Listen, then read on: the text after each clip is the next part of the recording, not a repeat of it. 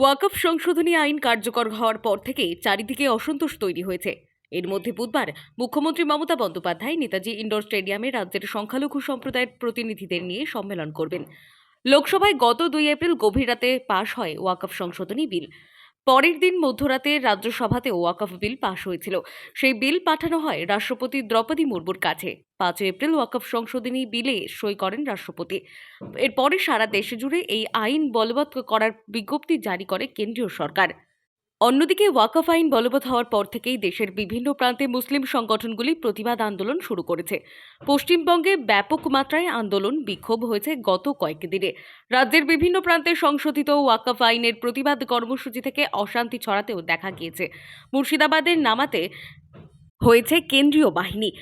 এরকম আবহে কলকাতার মেয়র ফেরহাদ হাকিম, নাখোদা মসজিদের ইমাম তথা সভার আহ্বায়ক মাওলানা শফিক কাসিমি, মাওলানা বাকি বিল্লাহ সহ রাজ্যের মুসলিম সম্প্রদায়ের প্রতিনিধিদের নিয়ে আলোচনা করবেন মুখ্যমন্ত্রী মমতা বন্দ্যোপাধ্যায়।